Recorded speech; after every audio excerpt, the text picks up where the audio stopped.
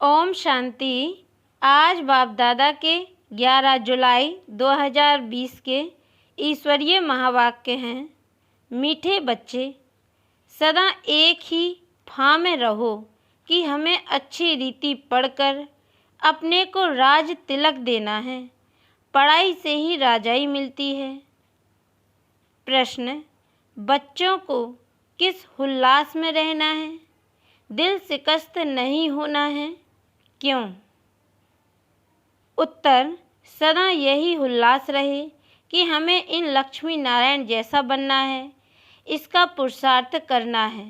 दिल शिकस्त कभी नहीं होना है, क्योंकि यह पढ़ाई बहुत सहज है। घर में रहते भी पढ़ सकते हो, इसकी कोई फीस नहीं है, लेकिन हिम्मत जरूर चाहिए। गीत: तुम ही हो माता, पिता तुम ही हो। ओम शांति। बच्चों ने अपने बाप की महिमा सुनी। महिमा एक की ही है और कोई की महिमा गाई नहीं जा सकती, जबकि ब्रह्मा विष्णु शंकर की भी कोई महिमा नहीं है। ब्रह्मा द्वारा स्थापना कराते हैं, शंकर द्वारा विनाश कराते हैं, विष्णु द्वारा पालना कराते हैं। लक्ष्मी नारायण को ऐसा लायक भी शिव बाबा ही बनाते हैं। उनकी ही महिमा है, उनके सिवाय फिर किसकी महिमा गाई जाए? इनको ऐसा बनाने वाला टीचर ना हो तो यह भी ऐसे ना बने। फिर महिमा है सूर्यवंशी घराने की, जो राज्य करते हैं। बाप संगम पर ना आए तो इन्हों को भी राजाई मिल न सके। और तो किसकी महिमा है नहीं। फॉरेनर्स आदि कोई की भी महिमा करने की दरकार नहीं। महिमा है ही सिर्फ एक की, दूसरा न कोई। ऊंच से ऊंच शिव बाबा ही है, उनसे ही ऊंचे पद मिलता है, तो उनको अच्छी तरह से याद करना चाहिए ना। अपने को राजा बनाने के लिए आपे ही पढ़ना है। जैसे बैरिस्टरी पढ़ते हैं तो अपने को पढ़ाई से बैरिस्टर बनाते हैं ना। तुम बच्चे जानते हो, शिव बाबा हमको पढ़ाते हैं, जो अच्छी रीति पढ़ेगा वही ऊंच पद पाएगा। नहीं पढ़ने वाले पद पा न सके। यह पढ़ने के लिए श्रीमत मिलती है। मूल बात है पावन बनने की, जिसके लिए यह पढ़ाई है। तुम जानते हो, इस समय सब तमोप्रधान पतित हैं। अच्छे व बुरे मनुष्य तो होते ही हैं। पवित्र रहने वाले को अच्छा कहा जाता है।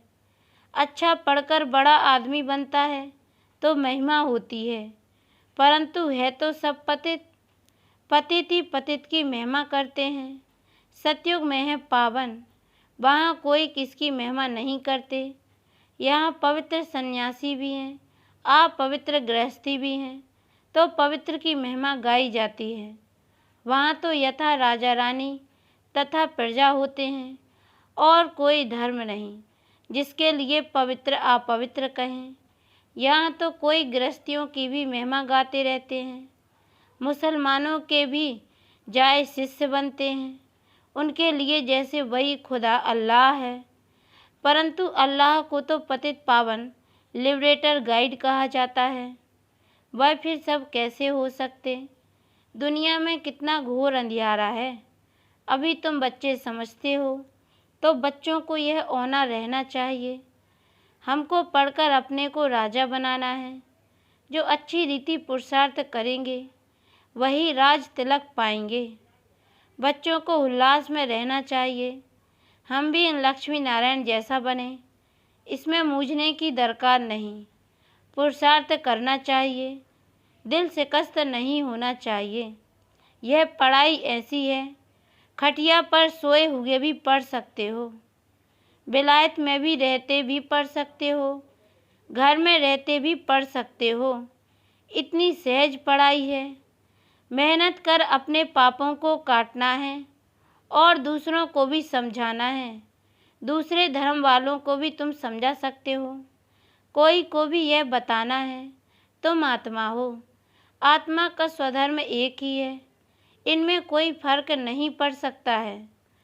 शरीर से ही अनेक धर्म होते हैं, आत्मा तो एक ही है। सब एक ही बाप के बच्चे हैं। आत्माओं को बाबा ने एडॉप्ट किया है, इसलिए ब्रह्मा मुख वंशावली गाए जाते हैं। कोई को भी समझा सकते हो। आत्मा का बाप कौन है?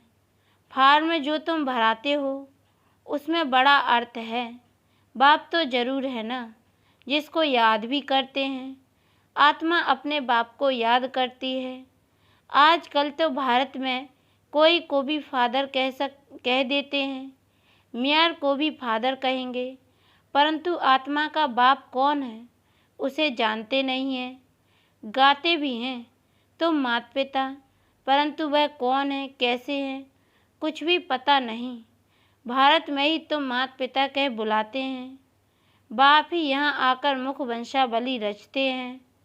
भारत को ही मदर कंट्री कहा जाता है, क्योंकि यहाँ ही शिव बाबा माता पिता के रूप में पाठ बजाते हैं। यहाँ ही भगवान को माता पिता के रूप में याद करते हैं। विदेशों में सिर्फ गॉड फादर कह बुलाते हैं, परंतु माता भी चाहिए ना, जिससे बच्चों को एडॉप्ट करे। पुरुष भी स्त्री को एडॉप्ट करते हैं, फिर उनसे बच्चे पैदा होते हैं, रचना रची जाती है। यहाँ भी इसमें परम पिता परमात्मा बाप प्रवेश कर एडॉप्ट करते हैं, बच्चे पैदा होते हैं, इसलिए इनको माता पिता कहा जाता है। वह है आत्माओं का बाप, फिर यहाँ आकर उत्पत्ति करते हैं।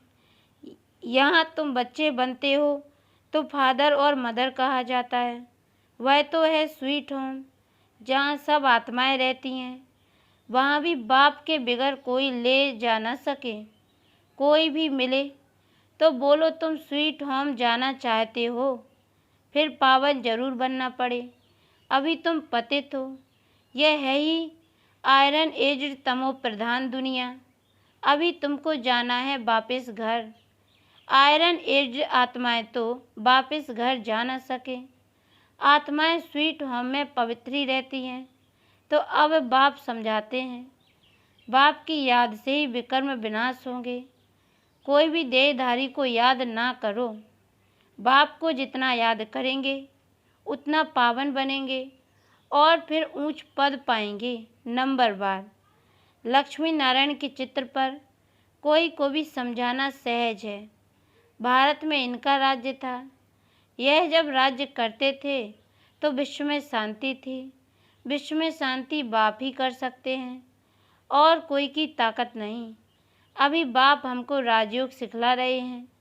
नई दुनिया के लिए राजाओं का राजा कैसे बन सकते हैं वह बतलाते हैं।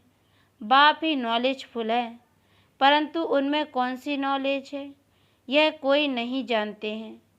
सृष्टि के आदि मध्य अंत की हिस्ट्री ज्योग्राफी बेहद का बाप ही सुनाते हैं। मनुष्य तो कभी कहेंगे सर्वव्यापी है या कहते सबके अंदर को जानने वाला है, फिर अपने को तो कह न सकें। यह सब बातें बाप बैठ समझाते हैं। अच्छी रीति धारण कर और हर्षित होना है। इन लक्ष्मी नारायण का चित्र सदैव हर्षित मुख वाला ही बनाते हैं। स्कूल में उच्च दर्जा पढ़ने वाले कितना हर्षित होंगे, दूसरे भी समझेंगे। यह तो बहुत बड़ा इम्तिहान पास करते हैं। यह तो बहुत ऊंची पढ़ाई है। फीस आदि की कोई बात नहीं, सिर्फ हिम्मत की बात है। अपने को आत्मा समझ बाप को याद करना है, जिसमें ही माया विघ्न डालती है। बाप कहते हैं पवित्र बनो। बाप से प्रतिज्ञा कर, फिर काला मुंह कर देते हैं। बहुत ज़बरदस्त माया है। फैल हो जाते हैं तो फिर उनका नाम भी नहीं गाया जा सकता है। फलाने शुरू से लेकर बहुत अच्छे चल रहे हैं, महिमा गाई जाती है। बाप कहते हैं अपने लिए आपे ही पुरुषार्थ कर राजधानी प्राप्त करनी है, पढ़ाई से ऊंच पद पाना है। यह है ही राजयोग, प्रजा योग नहीं है, परंतु प्रजा भी तो बनेंगे ना। शक्ल और सर्विस से मालूम पड़ जाता है कि यह क्या बनने लायक हैं। घर में स्टूडेंट की चाल चलन से समझ जाते हैं यह फर्स्ट नंबर में है या थर्ड नंबर में आएंगे। यहाँ भी ऐसे हैं जब पिछाड़ी में इम्तिहान पूरा होगा तब तुमको सब साक्षात्कार होंगे। साक्षात्कार होने में कोई देरी नहीं लगती है। फिर लज्जा आएगी, हम नापास हो गए। नापास होने वाले को प्यार कौन करेंगे। मनुष्य बाइस्कोप देखने में खुशी का अनुभव करते हैं, लेकिन बाप कहते हैं नंबर 1 गंदा बनाने वाला है बाइस्कोप। उसमें जाने वाले बहुत करके फैलो गिर पड़ते हैं।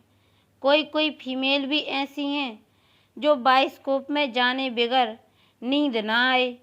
बाइस्कोप देखने वाले अपवित्र बनने का पुरुषार्थ जरूर करेंगे।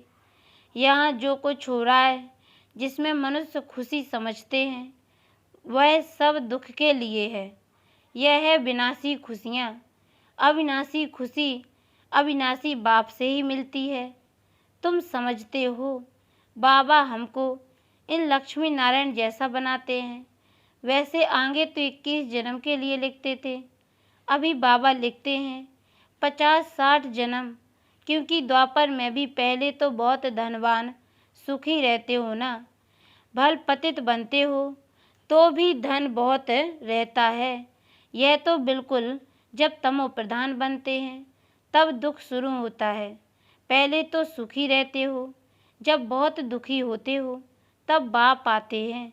महा अजामिल जैसे पापियों का भी उद्धार करते हैं।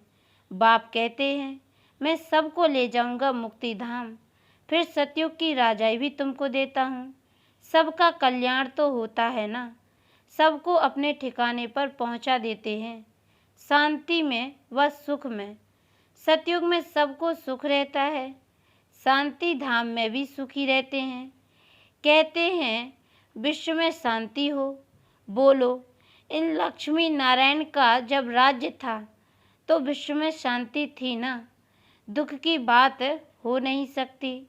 ना दुख है ना अशांति। यहाँ तो घर घर में अशांति है, देश देश में अशांति है, सारे विश्व में ही अशांति है। कितने टुकड़े टुकड़े हो पड़े हैं, कितनी फ्रैक्शन हैं। 100 माइल पर भाषा अलग। अब बाप कहते हैं भारत की प्राचीन भाषा संस्कृत है। अब आदि सनातन धर्म का ही किसको पता नहीं है, तो फिर कैसे कहते हैं कि यह प्राचीन भाषा है। तुम बता सकते हो आदि सनातन देवी देवता धर्म कब था। तुम्हारे में भी नंबर बार है। कोई तो डल हेड भी होते हैं, देखने में भी आता है यह जैसे पत्थर बुद्धि है। अज्ञान काल में भी कहते हैं ना, हे भगवान इनकी बुद्धि का ताला खोलो। बाप तुम सब बच्चों को ज्ञान की रोशनी देते हैं, उससे ताला खुलता जाता है। फिर भी कोई कोई की बुद्धि खुलती नहीं। कहते हैं बाबा आप बुद्धिमानों की बुद्धि हो, हमारे पति की बुद्धि का ताला खोलो। बाप कहते हैं इसलिए मैं थोड़े ही आया हूँ जो कि एक एक की बुद्धि का ताला बैठ खोलूँ, फिर तो सबकी बुद्धि खुल जाए, सब महाराजा महारानी बन जाए। हम कैसे सबका ताला खोलेंगे। उनको सतयुग में आना ही नहीं होगा तो हम ताला कैसे खोलेंगे। ड्रामानुसार समय पर ही उनकी बुद्धि खुलेगी, मैं कैसे खोलूँगा। ड्रामा के ऊपर भी है ना, सब फुल पास थोड़े ही होते हैं। स्कूल में भी नंबर बार होते हैं, यह भी पढ़ाई है, प्रजा भी बनना है। सबका ताला खुल जाए तो प्रजा कहाँ से आएगी, यह तो कायदा नहीं। तुम बच्चों को पुरुषार्थ करना है, हर एक के पुरुषार्थ से जाना जाता है। जो अच्छी रीति पढ़ते हैं उनको जहाँ तहाँ बुलाया जाता है। बाबा जानते हैं कौन कौन अच्छी रीति सर्विस कर रहे हैं। बच्चों को अच्छी रीति पढ़ना है, अच्छी रीति पढ़ेंगे तो घर ले जाऊंगा, फिर स्वर्ग में भेज दूंगा। नहीं तो सजाएं बहुत कड़ी हैं, पद भी भ्रष्ट हो जाएगा। स्टूडेंट को टीचर का शो निकालना चाहिए। गोल्डन एज में पारस बुद्धि थे, अभी ये आयरन एज, तो यहाँ गोल्डन एज बुद्धि हो कैसे सकती। विश्व में शांति थी जबकि एक राज्य एक ही धर्म था। अखबार में भी तुम डाल सकते हो, भारत में जब इनका राज्य था तो विश्व में शांति थी। आखिरी समझेंगे ज़रूर। तुम बच्चों का नाम बाला होना है। उस पढ़ाई में कितने किताब आदि पढ़ते हैं। यहाँ तो कुछ नहीं, पढ़ाई बिल्कुल सहज है। बाकी याद में अच्छे अच्छे महारथी भी फेल हैं। याद का जौहर नहीं होगा तो ज्ञान तलवार चलेगी नहीं। बहुत याद करें तब जौहर आए।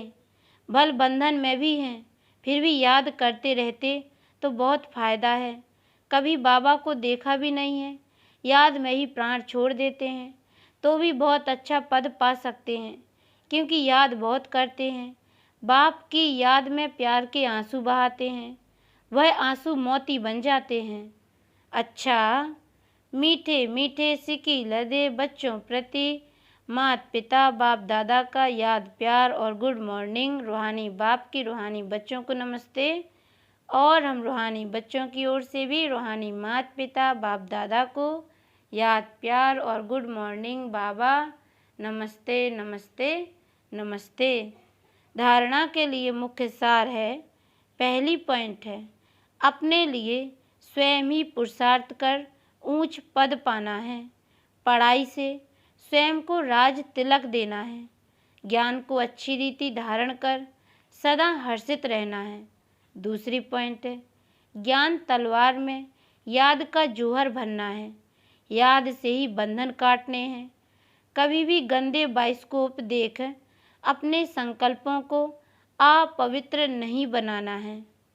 वरदान, सदा एकांत और सिमरण में व्यस्त रहने वाले बेहद के वानप्रस्थी भव। डिटेल है, वर्तमान समय के प्रमाण आप सब वानप्रस्थ अवस्था के समीप हो। वानप्रस्थी कभी गुड़ियों का खेल नहीं करते हैं, वे सदा एकांत और सिमरण में रहते हैं।